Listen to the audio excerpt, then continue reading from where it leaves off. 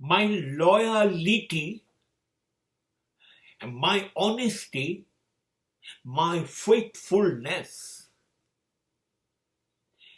is a direct blessing of God.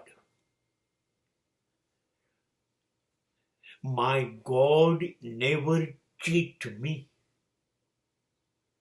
He's more than 100% loyal to me. It is guidance. It is message that I must be loyal. Not only with the God, but every creation of God. સાચું કહું, ઈશ્વરના આશીર્વાદ છે મારી ઉપર. એણે મને આડકતરી રીતે શીખવાડી દીધી વફાદારી, પ્રામાણિકતા સંબંધોમાં.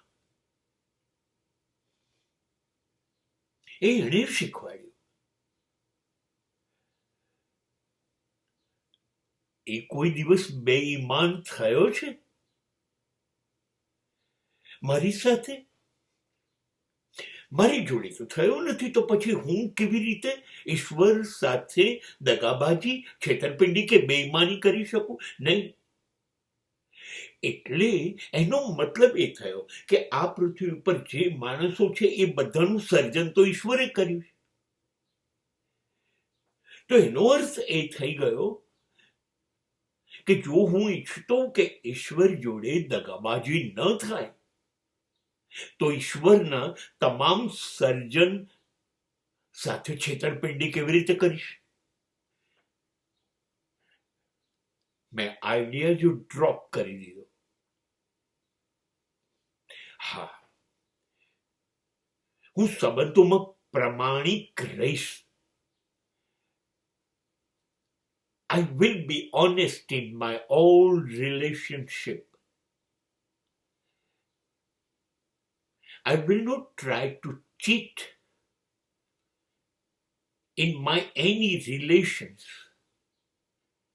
Whatever result may be, પરિણામ ગમે તે આવે, ગમે તેટલું નુકસાન થાય, છેતરાઈ જવું, હા તો કોઈ વાંધો નહીં, પણ મારા પક્ષે મારે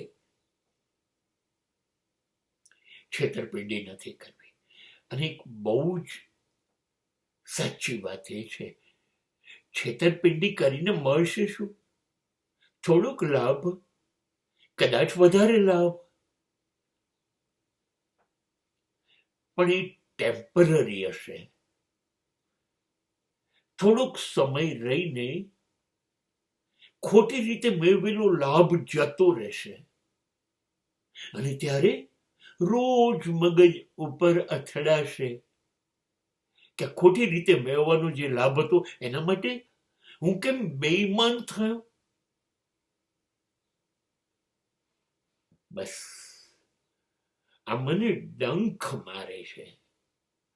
એટલા માટે કોઈના માટે નહીં, મારા માટે, કે મને માનસિક રીતે એવું ન થાય. મેં સંબંધોમાં ચોરી કરી.